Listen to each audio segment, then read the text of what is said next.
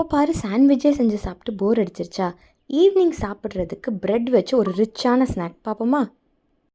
இந்த ரெசிபிக்கு ஃபஸ்ட்டு 2 முட்டையை ஃபுல்லாக எடுத்து உடச்சி ஊற்றி பீட் பண்ணி வச்சுக்கலாம். பீட் பண்ணி வச்ச எக்கில் கொஞ்சமாக உப்பு, சில்லி ஃப்ளேக்ஸ், பெப்பர் எல்லாம் சேர்த்து பீட் பண்ணி வச்சுக்கலாம். இப்போ ஒரு பேனில் நல்லா தாராளமாக பட்டர் ஆட் பண்ணி பீட் பண்ணி வச்ச இந்த எக்கை போட்டுட்டு ஒரு 10 செகண்ட்ஸ் வெயிட் பண்ணி இப்படி ஓரத்துலேருந்து லேயராக அந்த எக்கு ஆம்லெட் வந்து ஃபார்ம் ஆகிற மாதிரி இப்படி இழுத்து விட்டுக்கோங்க. ஓரத்துலேருந்து சென்டருக்கு கொண்டு வாங்க. அது அப்படியே ஒரு சைடு வந்து வேகும். அப்படி வெந்ததுக்கப்புறம் இன்னொரு சைடு அப்படியே பிரட்டி போட்டுடலாம். சாம்பிள்டு எக் மாதிரி போட்டு குட்டி குட்டி பீசஸாக பண்ணாமல் திருப்பி போட்டதுக்கப்புறம் இப்படி மொத்தமான திக் பீசஸாக அப்படியே அந்த தோசை கரண்டிலேயே வந்து கட் பண்ணி விட்டுக்கலாம். எக்கை இந்த மாதிரி ஆட் பண்ணுறதுமே ஒரு எக்ஸ்ட்ரா டேஸ்ட் கொடுக்கும் இந்த டிஷ்ஷுக்கு.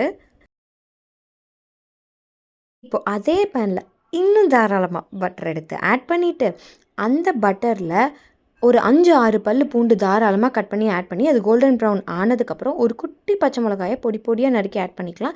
இது ஆப்ஷனல் தான், வேணும்னா நம்ம கேப்சிகம் கூட சேர்த்துக்கலாம். அதுக்கப்புறம் ஒரு 2 ஸ்பூன் அளவுக்கு கோதுமை மாவு வந்து நான் ஆட் பண்ணிக்கிறேன். அது வந்து நல்லா எல்லாத்தோடையும் கோட் ஆகிற மாதிரி வறுத்துட்டு அதில் 2 டம்ளர் டீ டம்ளர் அளவில் 2 டம்ளர் பால் நான் ஆட் பண்ணிக்கிறேன். இது கிட்டத்தட்ட நம்ம ஒயிட் சாஸ் பாஸ்தா செய்கிற மாதிரி தான். கட்டி ஆகாமல் நல்லா கண்டினியூஸாக கைவிடாமல் நம்ம வந்து கிண்டிகிட்டே இருக்கணும். உங்களுக்கு பால் பத்தலைன்னு தோணுச்சுன்னா கூட ஆட் பண்ணிக்கலாம். இதுலேயும் காரத்துக்கு நீங்கள் சில்லி ஃப்ளேக்ஸ், பெப்பர்லாம் ஆட் பண்ணலாம். நான் வந்து ஆல் பர்பஸ் சீசனிங் கொஞ்சம் ஆட் பண்ணிக்கிறேன். ஆட் பண்ணிவிட்டு இன்னும் நல்லா க்ரீமியாக ரிச்சாக வர்றதுக்கு ஒரு ஃபுல் ஸ்லைஸ் சீஸ் எடுத்து அதில் ஆட் பண்ணி நல்லா வந்து கிளறி விட்டுக்கலாம். கொஞ்சம் சாஸியாக க்ரீமியாக தெரியும் போதே நம்ம வந்து உப்பு பார்த்து செக் பண்ணிவிட்டு ஸ்டவ்வை வந்து ஆஃப் பண்ணிடலாம். ஏன்னா நேரம் ஆக இது நல்லா கொஞ்சம் ஹார்டாகும். அந்த டைமில் நம்ம என்ன பண்ணலாம் அப்படின்னா, நம்ம இந்த ஆம்லெட் வந்து குட்டி குட்டி பீசஸாக ரெடி பண்ணி வச்சுருக்கோம்ல, அதை போட்டு டக்குன்னு மிக்ஸ் பண்ணி பிரெட் டோஸ்ட்டோட சர்வ் பண்ணோம்னா அட்டகாசமாக இருக்கும்.